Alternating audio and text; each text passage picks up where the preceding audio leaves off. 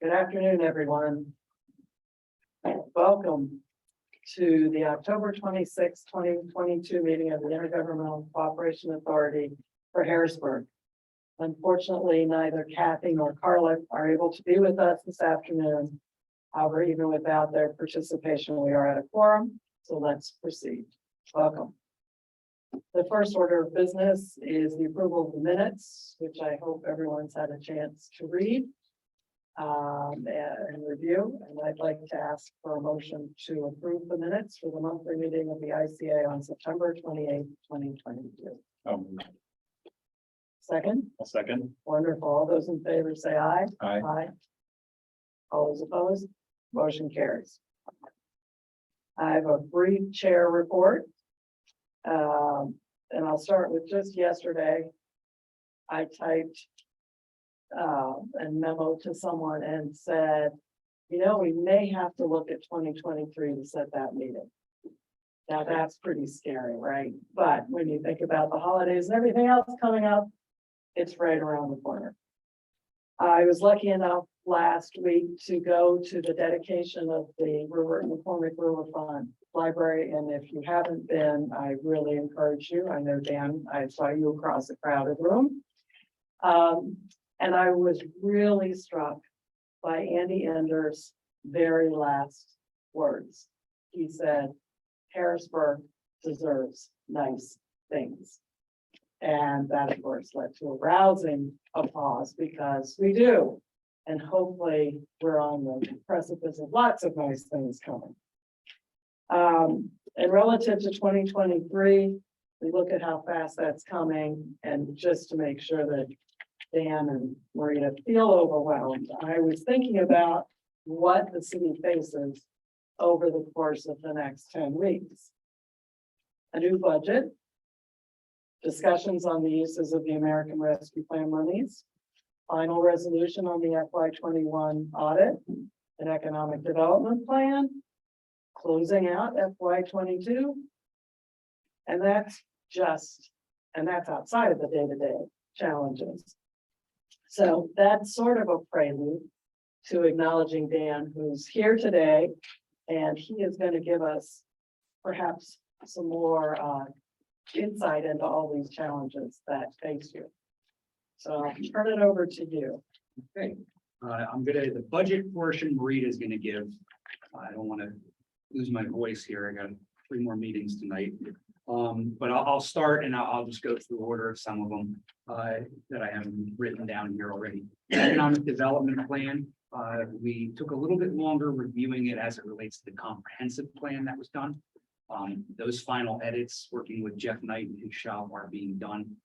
That's something that is forthcoming very, very soon. We're excited. It looks like Harrisburg deserves nice things, Audrey. It's nice. Okay. And it's going to speak to the city as a whole.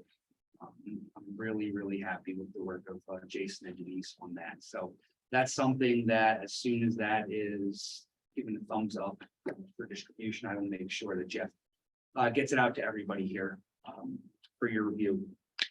As it relates to ARPA, one of the things council had asked us to do was to get the guidelines, stipulations, and all of the applications done ahead of time.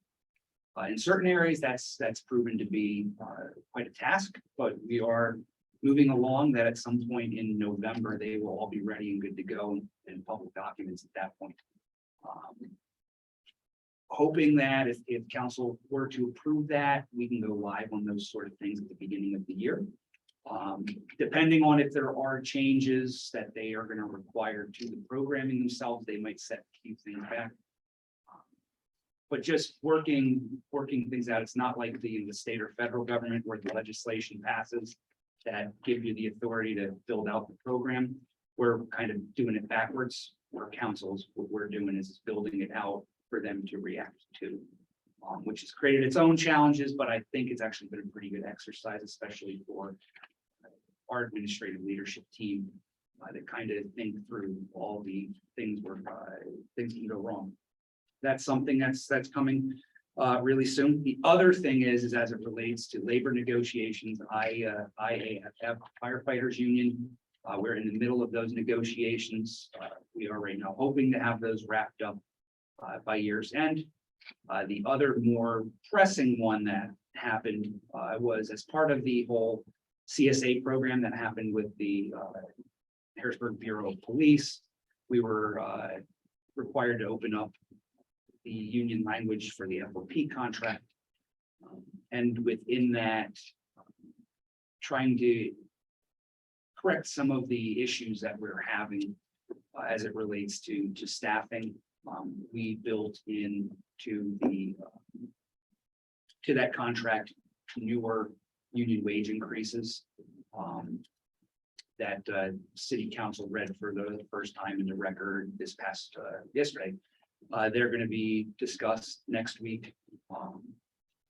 We're comfortable and confident where they're at. Our actuary, actually, they came in at a more than comfortable amount as it relates to the pension obligation.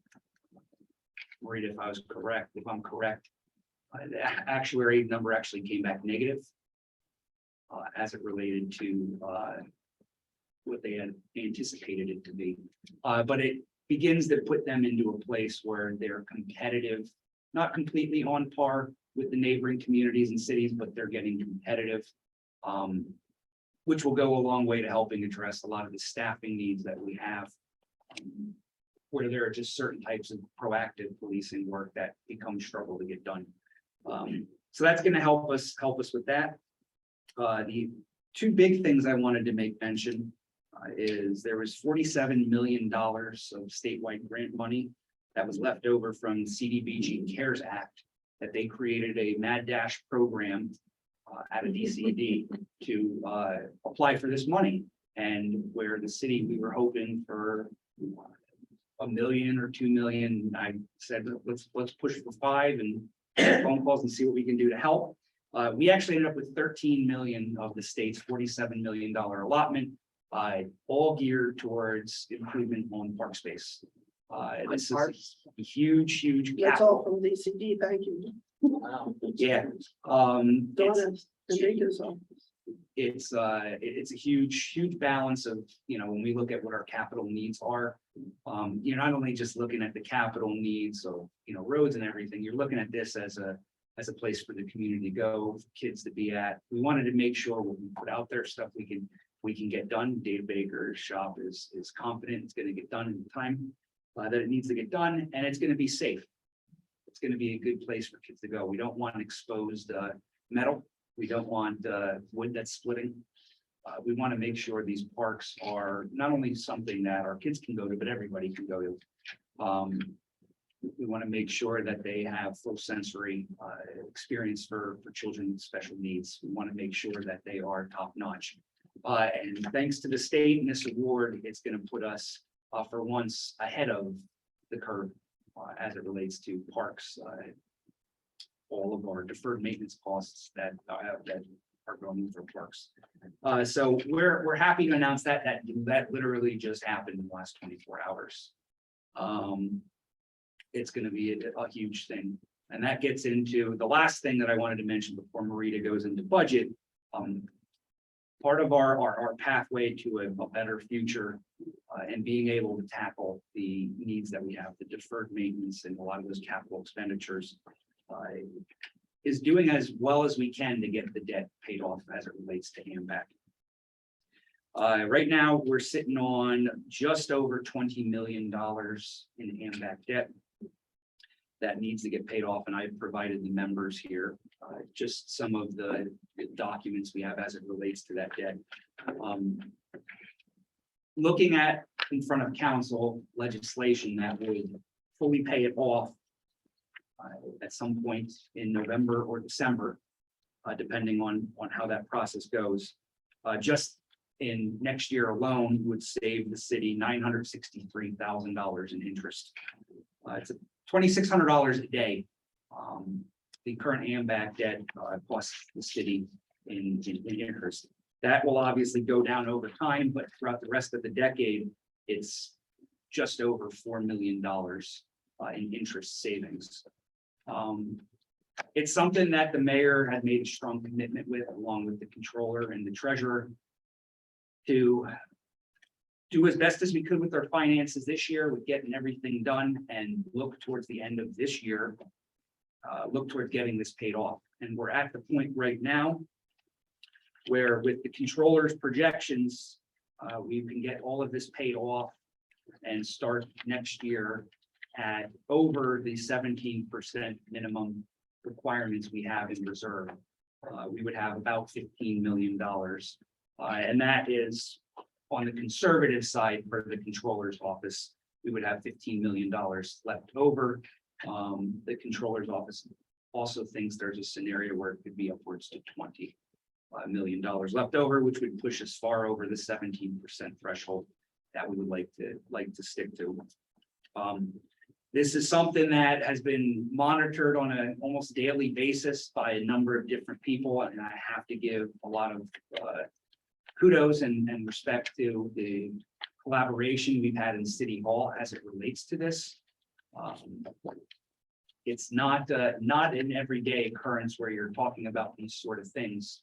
But what it will end up doing for our budget, which Marita can get into, is give us a runway to be able to have a revenue line far above the expenditure line, where that difference can then be invested back into the community, which is, I think, one of the most important things that we have to do is get towards making those investments.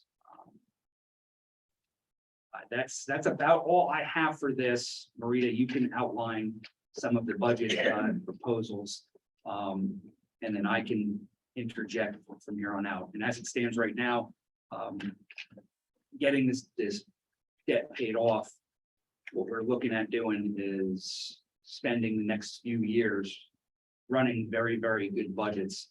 So when the time comes that we do have major investments that need to be made throughout the city, everything willing, will be able to go out into the debt market and do it in the right way. But right now, what we want to do is put our best foot forward and have a few good years where we run things well, and we start to begin to make those investments to show that Harrisburg is open for business and that we do deserve nice things. So, Marita. Yes, our budget team, we've been working diligently to prepare the general fund budget. I would say we're about 75% of the way through preparing the expenditure side of the general fund. We're still finalizing some of the capital purchases that will be designated as part of the general fund. And we'll then have to focus on the revenue side, which our colleagues in the accounting office and the controller's office are going to lend a hand on helping us with the financial forecast for next year. If you recall, last year they were a big help. Both Brian and Bill really gave us kind of a leg up that we wouldn't have had with the 3-week period we had to put the budget together. So I've been spending some time on the other funds, give Tim a break, the budget manager. So I've been looking at the capital projects fund, the state liquid fuel fund. We have like 4 or 5 real tiny funds that are for police, fire, parks and rec, mostly through donations. You know, the CPAs would kind of like us to eliminate those smaller funds just to kind of merge them into the general fund, but we still aren't there yet, but perhaps sometime in the future we could do that. But for now, we're set to be on time for delivering the budget to council on the 22nd, certainly to Dan and the mayor prior to that. We don't have an exact date yet. We're working on that, but we're close. I think we're in about as good a shape as we've been in many years in terms of the status of the budget. We're, you know, a good way through the general fund, which is our monster, as you know. Neighborhood services fund is actually being done in commensurate with the general fund because there's pieces in the general fund and there's pieces in the neighborhood services fund. So we had to do the 2 of them together. So that's nearly finished as well. And then we're still waiting on the IIFF contract finalization, so we're kind of holding on those numbers. We have a general idea of where we're headed with that, so we're probably going to be doing those in the next, I don't know, 5 to 10 days. We'll be doing that projection and we'll run that past Dan and see, because he's been taking the lion's share of helping us with the calculations for some of these contract lion's share. He's done it pretty much on his own because he's got this little calculator up here. It just operates with that one that he holds in his hand. So I'm grateful to Dan for that, because it's really taken the big burden off of me, so I can focus on the budget and the audit. And we do have, not to switch gears, but we do have a candidate for the financial analyst. I know I've told you that before, but unfortunately, the young lady who we had, 4 weeks ago ended up declining the position. We're in an employees market, so employees are kind of driving the bus. I know, Jeff, you're feeling that same pain. But we do have a secondary candidate who's excellent as well. And we're kind of working through HR to see if we can get her cleared for employment. So we're hopeful, because poor Brian and Alicia are pulling their hair out, because there's only 2 people in the accounting office and there's usually 4. So they've been working diligently to try to keep things moving smoothly. Despite that Brian's there probably every weekend trying to make that smoothly. But we do have Leander, who's been a big help, and Rebecca. We wouldn't have 13 million. I hate to brag, but I don't think we'd have 13 million without her due diligence, her intellect, and her savviness in terms of applying for that unique funding that DCD was able to make available to Commonwealth entities, municipalities, I should say. So we're very fortunate. I think we have an excellent staff.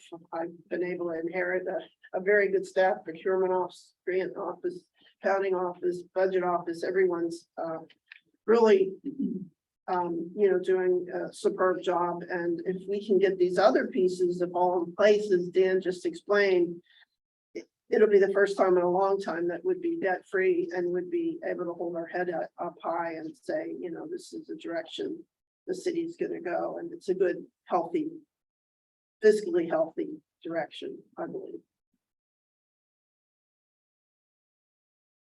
Thank you both. I hope you'll entertain some questions, because we may have some. I'll let my colleagues start. Sure.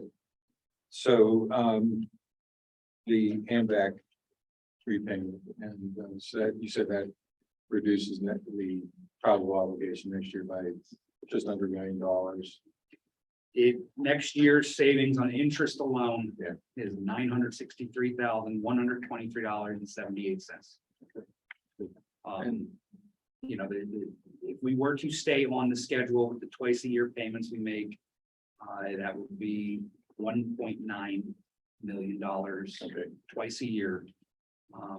But the debt that would be taken on over that time would be $4,028,555. Thank you. So I thought I'd seen that number closer to 2 million someplace in some things I was reading. So that I understand that now. And then the fund balance we're left with is still a little bit above the 17%. Yes. Running that against our usual revenue, our budgeted revenue. Yes, and Charlie and Bill ran a number of different sets of numbers, and this was what they came up with on the conservative side. And they double checked it off with what Brian Hutchins had also came up with.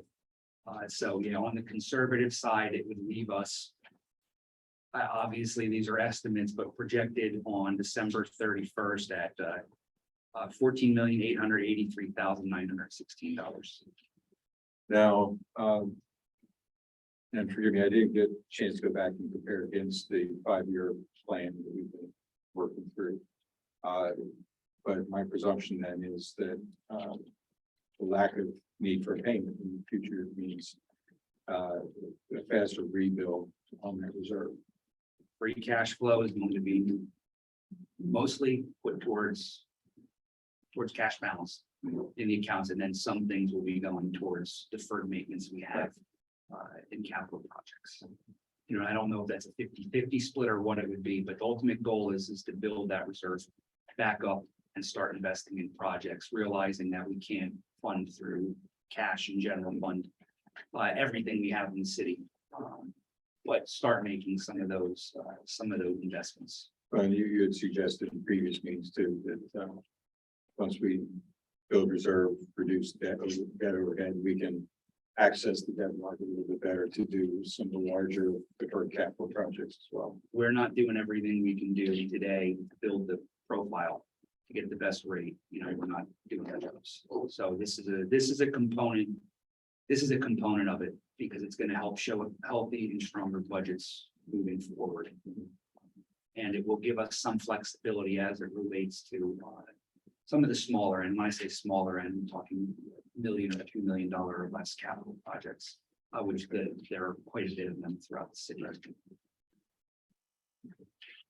Let's stay on AMBEC then. Did you have any comments about that?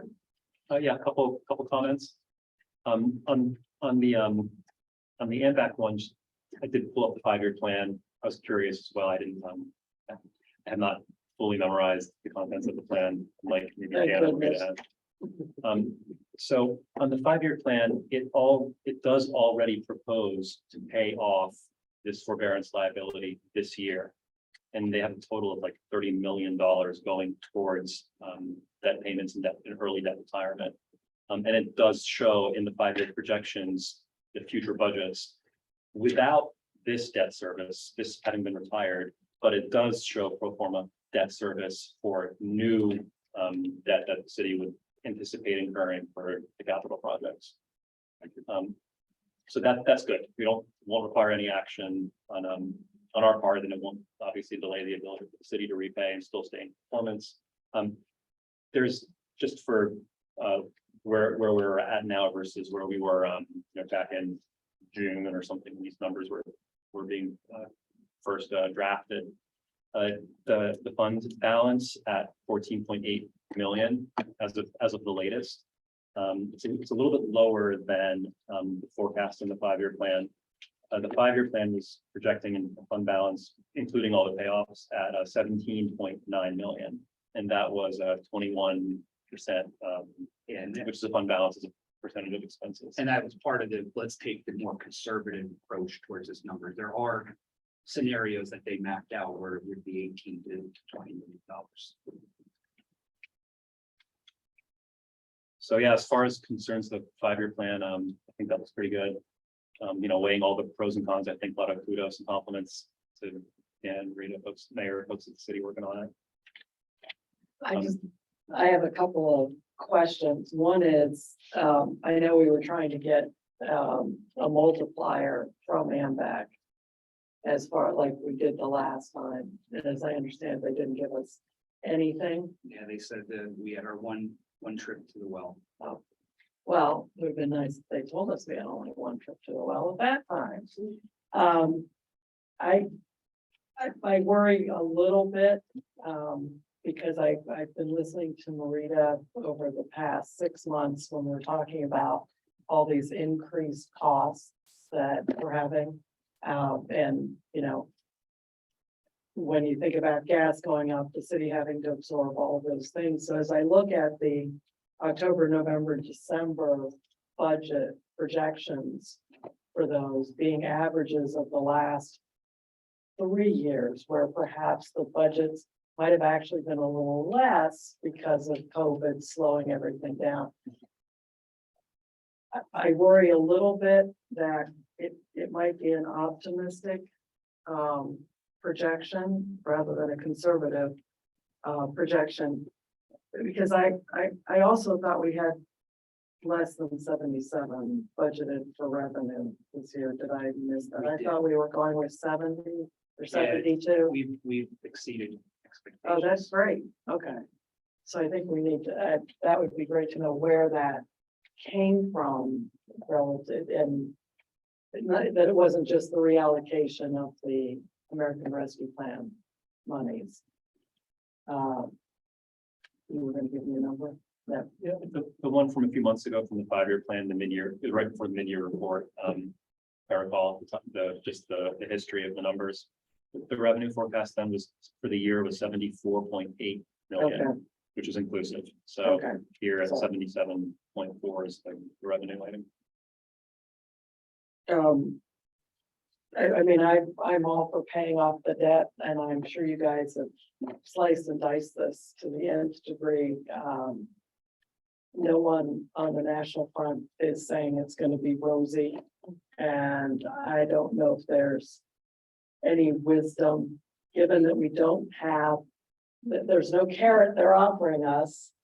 Is it worth the trade-off to keep some more reserves to allow us flexibility if things go south? We did run a set of numbers, including, paying off 10 million, 12 million. But it was hundreds of thousands of dollars, in interest just next year. And that was including still paying the whole thing off by the end of next year. Right, There was still a cost associated with that, we're fully believing that we're gonna be able to get, through the, pending, I guess it's pending at this point, recession. There was, National League of Cities did do their survey of city financial fiscal officers.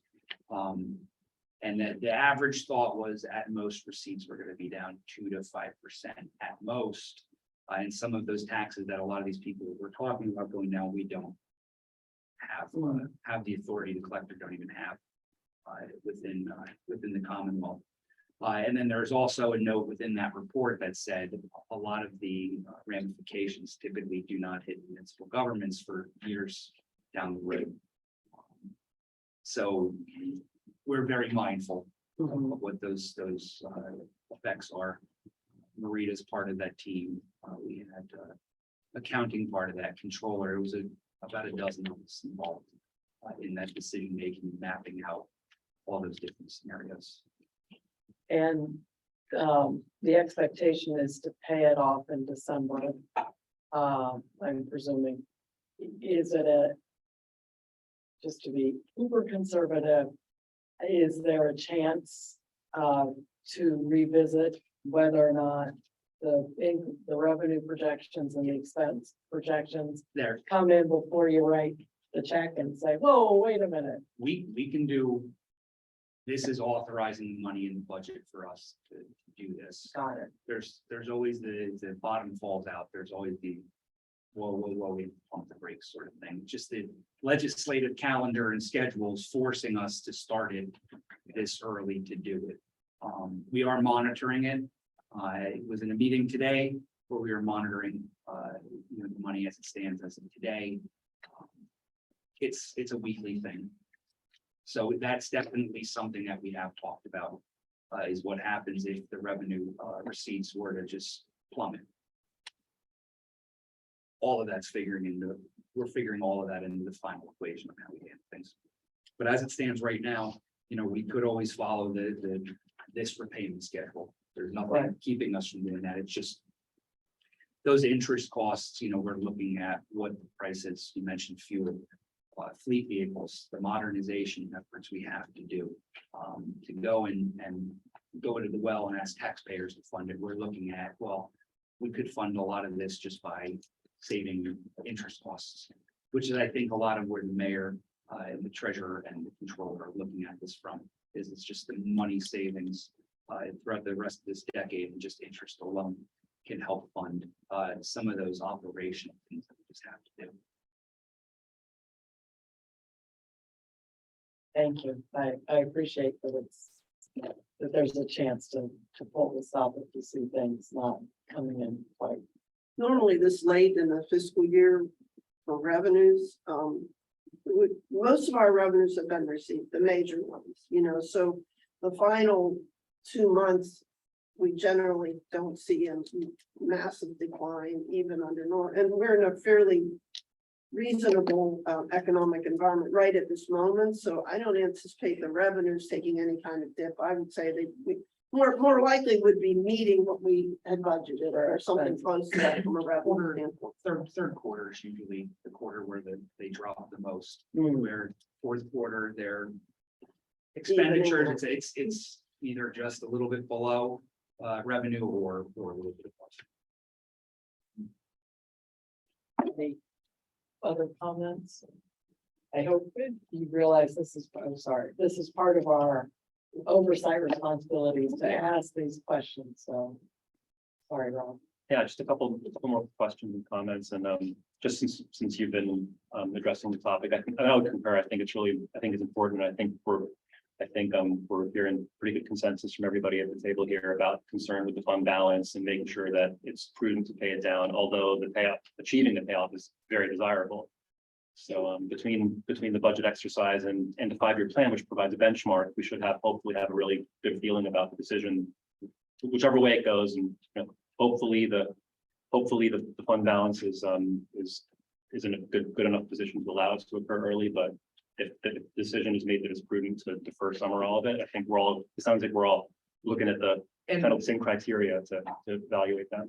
The controller's office also, highlighted that the year turns over, those revenues start out, they, historically speaking, begin the upward climb, like if you're talking about a roller coaster sort of things where it goes up and down based on quarters. So that should quickly replenish itself Q1 of next year. That's based off of their assessment. And Bill's got 20 years of known cash in, cash out within the city, and Ryan concurred with that. Just to take that comment to the next step, one of the things that's in the 5-year plan, and Marita, our colleague, has talked a little bit about, is laying the groundwork for the city to re-enter credit markets.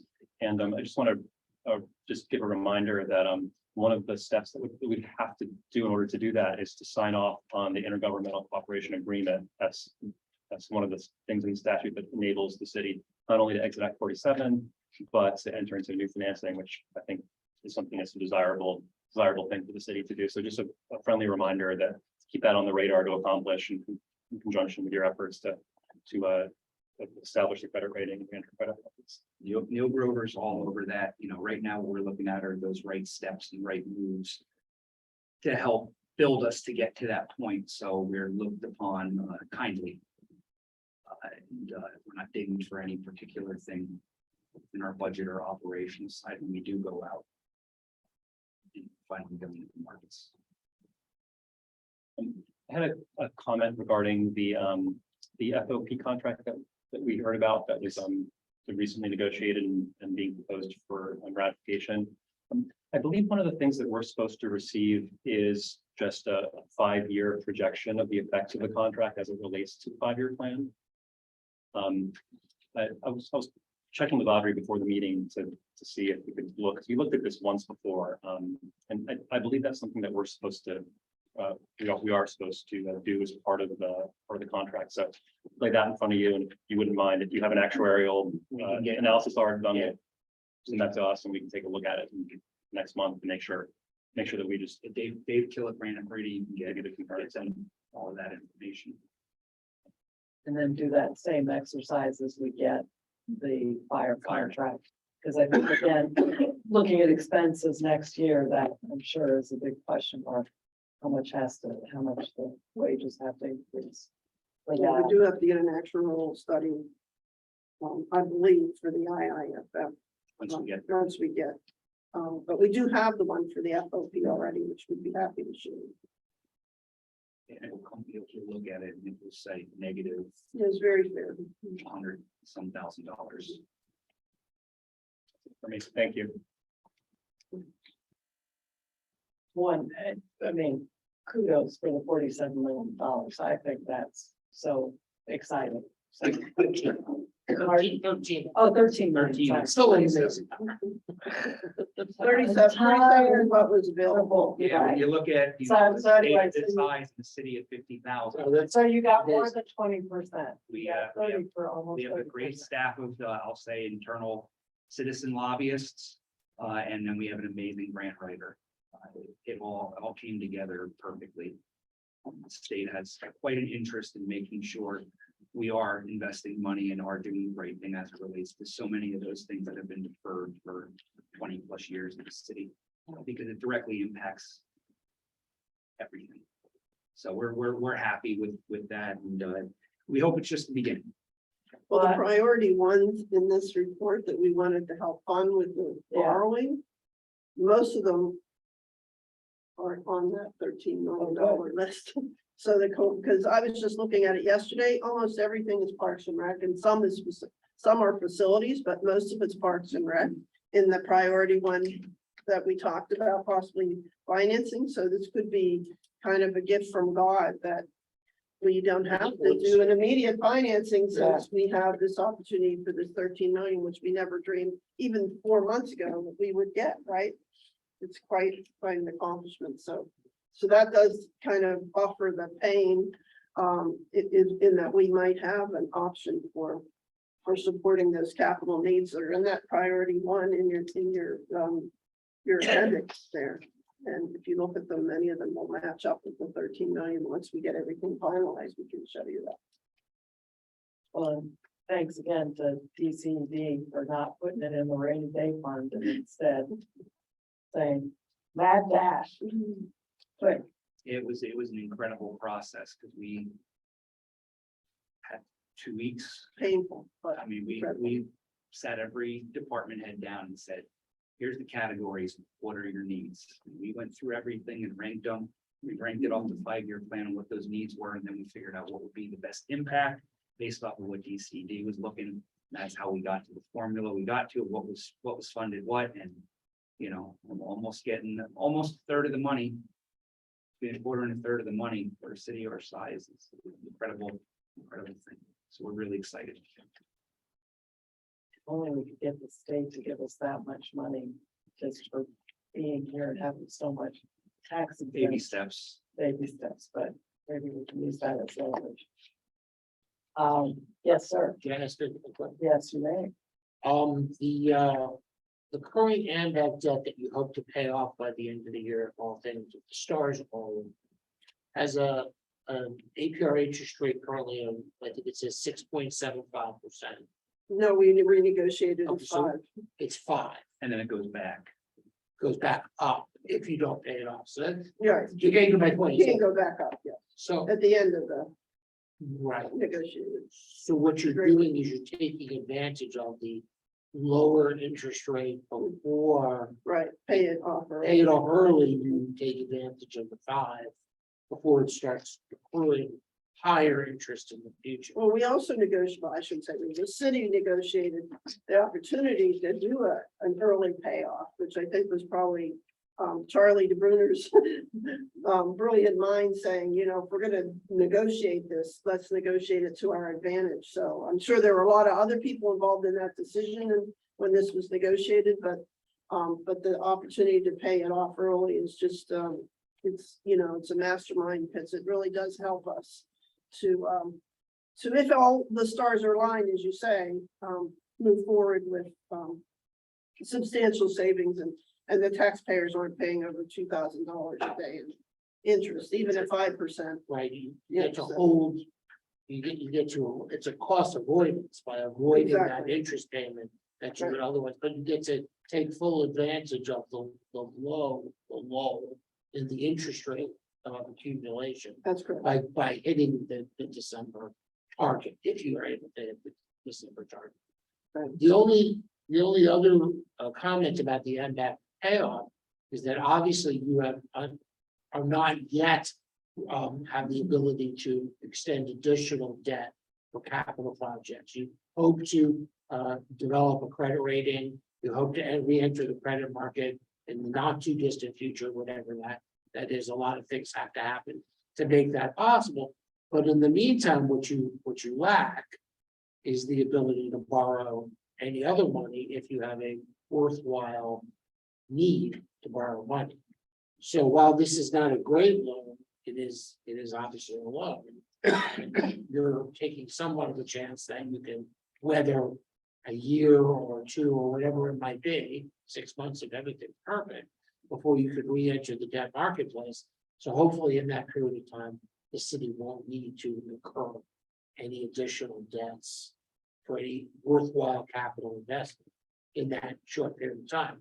At some point, you need to be able, there is no municipality that does not incur some debt at some point for some worthwhile purpose. But you are currently prohibited from doing that. Hopefully that prohibition comes to an end. Well, the fact that we've got the 13 million, some of that is built in. Absolutely. That is capital, not all, but a lot of those priority one items will match up on that 13 million. So that's like I said, sort of a blessing in disguise that we weren't anticipating a week ago when we were examining this. We didn't know we'd be getting money to help us with potential capital. Sure. Not all of it is capital, some of it is, but it almost equals the 15 million in the priority one projects that are all parks and Rec. And, we can also look at the city-owned bridges.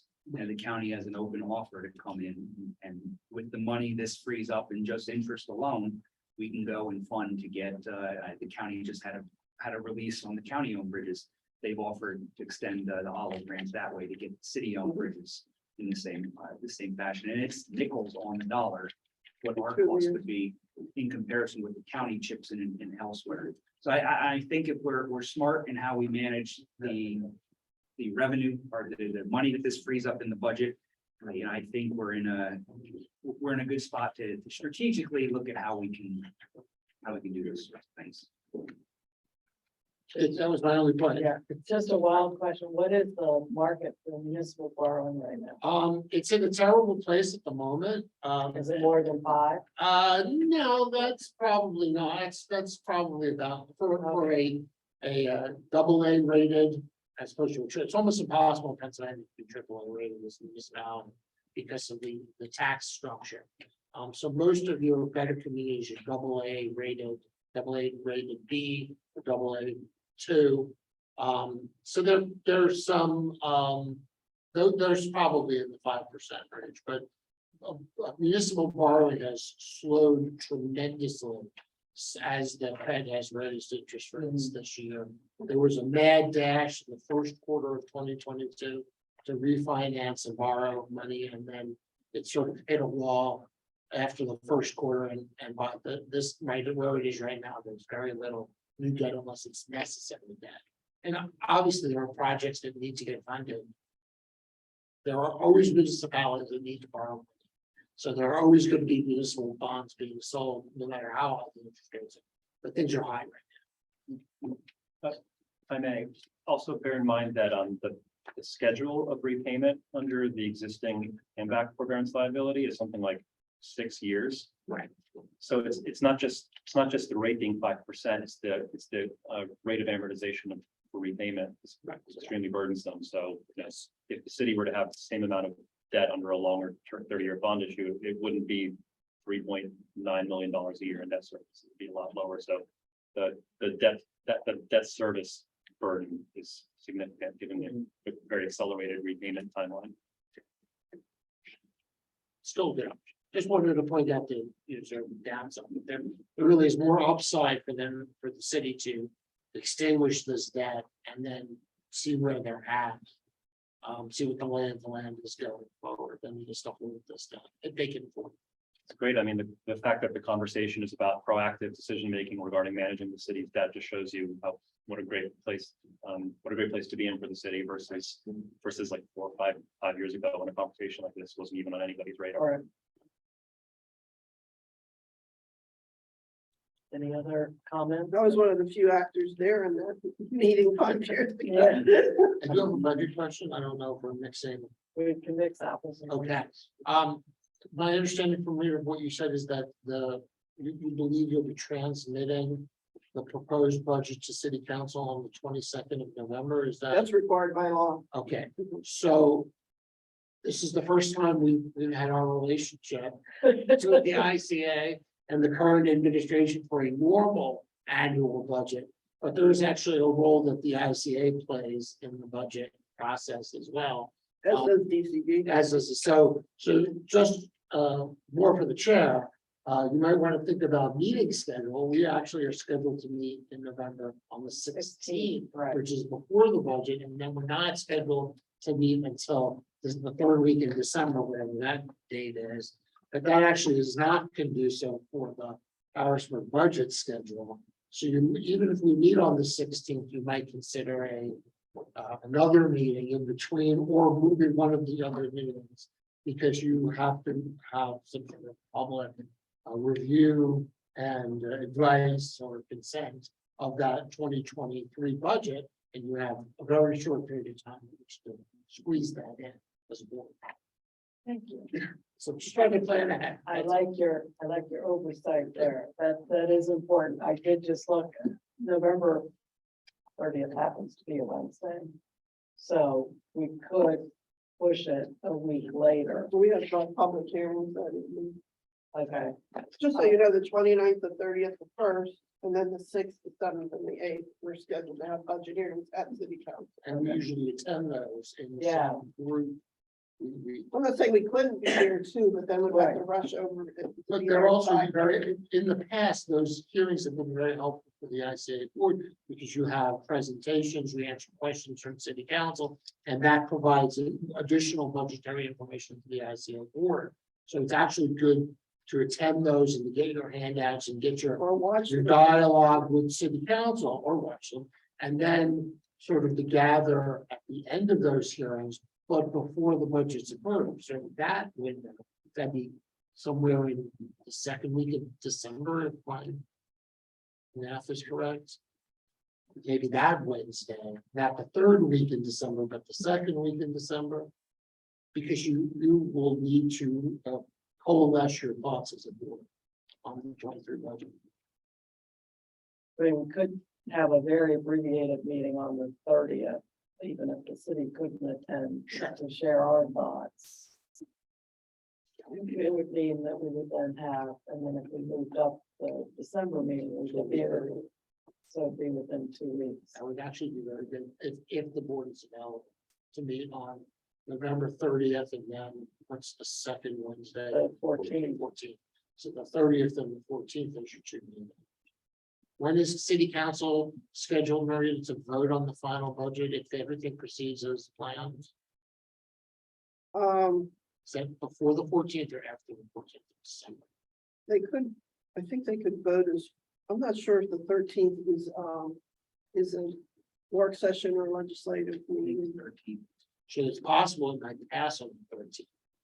It could, that depends on if it's a work session or it's a We business. have, that's always the Yeah. problem. Probably more likely the 20th, but it could pass on the 13th, depending on what So, the council. I guess Chair would want to. it's not relevant, but you could gather on the 14th, knowing what happened on the 13th, and then follow it up with ICA board action the next night on the 14th. It's perfectly okay. Still before the end of the month, which is the most important. So it's the, There's 3 of us here, so there are 3 calendars we can check. it's up to you all to make this. Uh, I'm not with that.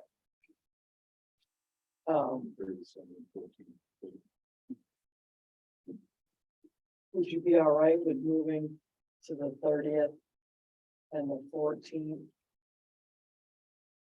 Or Instead of the 16th, instead of the 16th and the 21st? Ah. I mean, I think that, we could also just hold the 14th sure, we have the room.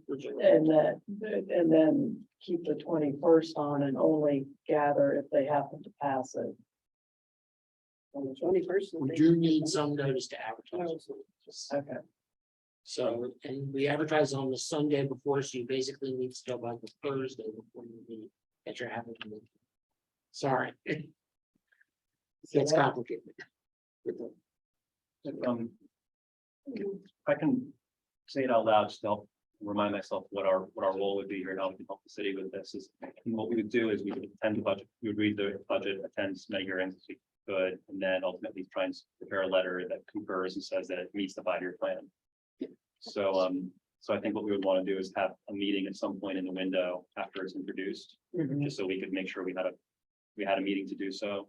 And then we could authorize the concurrence letter to go out and just verify that we reviewed it and it projects a balanced budget for the year in accordance with the 5-year plan. And that would be satisfactory for us. That gives the city the confidence when they're voting to adopt the budget, that it's all clear as far as Act 124 is concerned. That would be our formal, our sort of formal role in assisting the city in adopting the budget.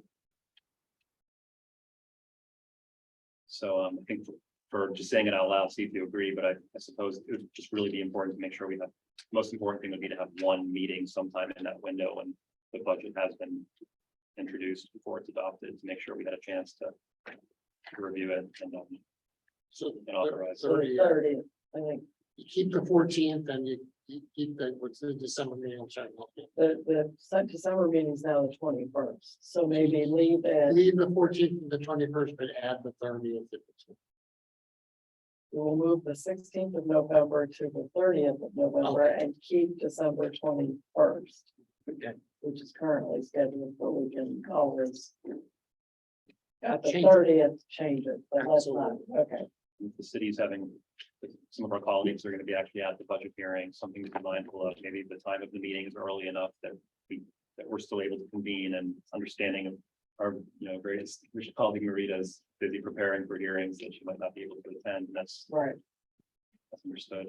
So that's okay, I would only ask to assist us with our process, as has been done in the past, if you could just, in addition to the draft budget, if you could provide us your presentations. Basically, our questions will be the same as city council, I'm sure, or similar. So you generally do a PowerPoint when you first, unveil it, a PowerPoint to answer whatever questions they gave up. If you can just feed that to me and I can feed it to the board, that will provide them with sufficient information to make a decision on supporting the budget. I think that's what we did last. You year. did, Yeah, I'm just like, the timely sharing of information gets it done. That's. The problem is, we were typing those up while the meetings are still. Yeah, going. sure, yeah, and then you send it to me I afterwards and we're got good. chewed out a few times for not being on time for that, but it was a tight. And if they have typos, that's okay. Well, it was mostly waiting for the departments to get us the stuff we needed in timely fashion. Hopefully it'll go smoother this year, but budget is fairly smooth. It's gotta be smoother than last year, I think. thank you. Thank you very much. I And appreciate thank it. you for highlighting that issue. It's important to get it there, and it's much easier to resolve it when we're all here. And then once it's finished, I have to submit it to Madra and Beverly for their review and approval that it meets the strong plan requirements. So that's usually just like a paragraph that you say you've reviewed it and you feel that, I mean, if you do, I'm not putting words in your mouth. I'm just saying, that's what I had to do. I had to determine it. There were a couple times where I didn't feel comfortable saying that, particularly with the use of the fund balance that the previous mayor frequently used. I had to give some pushback, but it mattered. In the end, it still went through, but at least I went on record saying I was concerned about the use of the fund balance. You can look at my letters, they're still on record. Any other points? Questions? If not, we'll move to the next item on the agenda, which is Jeffrey giving a summary of the state of the state. State of the state is very good. So you have in front of you the October 26th financial report of the authority. You will note that our deposit from the Department of Community and Economic Development cleared our bank account on the 2nd of October. So we are fully funded, which is wonderful. Always our appreciation to DCED for their support of this endeavor as well. We had 5 other invoices and we finished the period with a healthy cash balance of $191,872.27. And we received $21.32 year to date in interest from FNB Bank. Thank you. Is there any other business that we should be addressing? Okay, then I'll turn it over to you, Jeffrey. Oh, you want to make note of your conversation with Matt Mazel? Yes, that's an excellent point. Thank you, Dean. So I did have an excellent conversation with Matt on Monday, I believe, it was this week. And we discussed the broadcast of these ICA board meetings. He was definitely open to the idea of putting our meetings back on channel 20 to satisfy the interest of the public and the goings on, as well as putting it on their YouTube channel, channel 20 YouTube channel. He did, however, suggest that from his years of broadcast production, that our Zoom meeting with our camera is probably actually superior in production format to the single camera shot from the side of the room that Channel 20 used to get when they would send a videographer to our meetings. He actually said that was more clunky and hard to see from the public's point of view. So one of the things he would like to consider is actually just taking our recording of this meeting and broadcasting that on Channel 20, as well as putting it on their YouTube channel. And I, of course, would be more than happy. It's public video and we post it on YouTube generally the next day anyway. So if they would like to show our recordings, that would be up to the city. And he said he would speak to the mayor and get back to us within about a week and let us know if that would be the plan going forward. So I don't know if you all have any comments. Maybe just for protect ourselves from liability, make sure there's a disclaimer, do not operate heavy machinery after watching this program. I told him we don't get very many hits on YouTube. He might do better, but it does provide content for the channel. So they have something to run at 3 o'clock in the morning. Because they have to put something on at 3 o'clock in the morning, so it might as well be the ICA. But he will get back to us, so hopefully by our next meeting, we'll have a decision. But he was very open to that. Excellent. Thanks. Thank you, Dan. Any other business? If not, we have a couple of citizens who are in attendance. Dan, do you want to introduce for the recording your coworker who has come with you today so that we can get him on camera? Eric Truesdale is the deputy city clerk.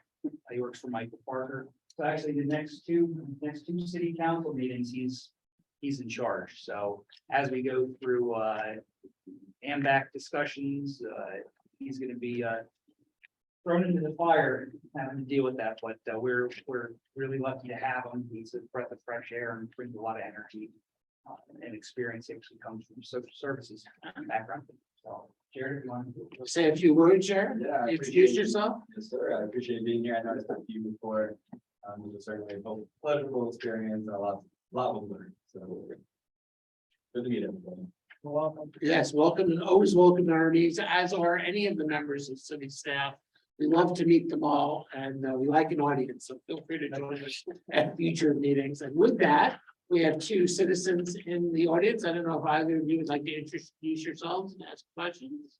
I think we introduced ourselves enough over the last 3 years. So, yeah, Brian, are you gonna go first? All right, yeah, Brian. So I'm Eric Epstein from Rockford Capital. Disappointed in the response time on the right to know that we filed on August 31st. Really just not acceptable. We're 60 days. We're working with Neil to get a hard date for information, but we work with 15 different agencies. So I understand the city has hardships, but they're hopeful we can reconcile this week. But 60 days long time. I just want to point out that we still have the outstanding issues of OPEB and the neighborhood fund. And I'm not as optimistic as the city. We just spent a week with Teamsters. And that's 500 billion and serves. We have the benefit of going to 15 different agencies and they don't necessarily share the same optimism, I'm just being frank. And their decisions impact employee contributions. Serves may be looking at a hit as high as 45% based on investments. Now, they're a different kind of entity. They're driven off of their investments. Let me just say part of my cynicism comes from the meeting we'll be going to tomorrow, which is the PUC. If you haven't been tracking that, your water rates are going to continue to rise, probably at a very substantial level. If you're not familiar with the DISC, you should look at it. The city should maybe be present in the PUC hearings. In addition, your generating cost is never going to go down again. That's your GSC cost. So we go to the PUC meetings and also litigate before the PUC. As a former school board member, I can tell you that I think that's going to be a substantial hit into the future. Broadband, by the way, if you guys have a really crack team out there for money, there's 287 million. That money has to be allocated within the next 60 days. I would go after that. I mean, that's a substantial chunk. It's on the timeline. We were just at the Turnpike last week. They put out 8 million for a separate broadband project, try to bring to their mind the attention that this money's there and it's likely to increase. So it may not be a bad idea. I don't know how you network or how you lobby, but the broadband authority is new. And my sense is before Governor will exits the stage, that money will be allocated. Also at the PUC on the waterfront, there's a lot of consolidation. There's $1 billion proposal to eat a municipal water authority in Chester. So it's not something that I would advise doing, given after experience with the incinerator or the parking authority. But there's two water companies out there, and there's a pretty intense battle going on. I will also comment tomorrow, 3 PUC commissioners have been sworn in at the PUC. They'll be at the full complement for the first time in years. And Gladys is from Middletown. She's the chair. You all may want to have a discussion with her, because there's a lot of important stuff pending before that. Given our history of monitoring the city back to Mount Ashmore, I guess this doesn't need to be said, but I hope when you re-enter the credit market, you're not looking at the Royal Bank of Canada. Okay, I mean, but some of us who've been here for a long time, that, I don't know about Susquehanna advisors, but the hearings were brutal, and there was what I would think is a group thing. A lot of things were obvious that we're not tuned into.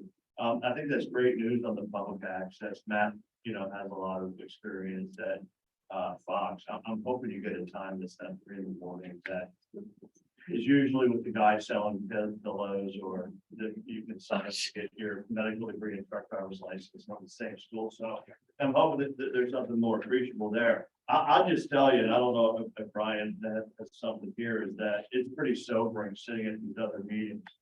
And their, for their commitment, their preliminary state budget is being worked on now. The assumptions don't necessarily with the assumptions that I saw today. So that's not a criticism, but just an observation that Chair. It's looking lean elsewhere. The other little nugget I put in there, Ron and I were talking about that. After COVID, we try to factor that in all our projections. You have this bump, what's going to be permanent, what's going to be temporal. The highest savings level in a long time occurred last year. Only 4.5% of the Americans did have a savings account. I'm saying that because the bills being paid, people were able to draw down from COVID money. What I'm seeing is that there may be a couple of hits coming, especially with school boards, raising taxes, which just leads me to my final comment. We have the largest bus fleet in the county, central office fleet. Fuel is an issue. One of the things I suggest, again, if you're good at grants, is big money, the alternative fuel grants. There's a lot of them. If you want to partner with DEP, you may want to start refurbishing your fleet with the big money and with alternative energy grants. At any rate, I'm going to look at Brian. Do you have anything? I want to think with this. I guess the only worry is just the search meeting is everyone's downgrading, not just short term, not just 1 year, long term projections. The interest rate will go up, everyone doesn't. So the typical, I get 7 to 7.5% return. So I'm looking at the minimum obligations. I guess are you factoring in? Because I know part of the reason you pay down debt for your interest payment down. Are you factoring in long term higher minimum obligations? Still like 10, 15 years down the road. So Brian, just to understand, when the city adopts their minimum municipal obligations for their debt, the state requires the interest rate. It's not variable based on what the city thinks the pension is going to get. It's set by the state. The state tells the actuaries what to put in as the assumption, whether it's realistic or otherwise, which is a problem with our pension system, but that's the way it No, works. I you're right, and I understand that the double A bond rating is a function of a restriction that exists in Pennsylvania. I guess I'm still trying to figure out, you guys have UAL numbers. No, we do not. I mean, The city is not currently listed with any. Currently, it will be, but it is not current. Unlisted at the moment. This is the category. So. No, I won't say we're just supportive. Gentlemen, feel free to email me if you have any questions. I'm more than happy to answer them. And if I'm not the right person, I'll at least tell you who the right person is. All right, my pleasure. impressed, you guys pay your electric bill. We did. All right, thank you. Any other questions? Thank you to DCD for being here. We have 2 of our favorite representatives. Do you have any questions for us? Not at this time. No questions. I just want to say, to the Harrisburg City Administration Commission, you guys are doing a great job with, and so I want to commend you in your efforts to get your debt paid down in red. That's, you know, and I know it's taken from where you were before, and so hopefully it's going to help you to continue to be in a good position financially. I want to commend the ICA for doing their due diligence to make sure that those efforts are not going to doing their oversight to make sure that your efforts are not going to put you back in financial distress. So DCD is always happy that when we're able to provide any type of financial reward to municipalities, to cities, so that they can make the communities better for the people that live there. And so that $13 million that you guys got from CDT, we look forward to being at the groundbreaking of you know, these parks or grand reopening. That's what it is. So Thank you.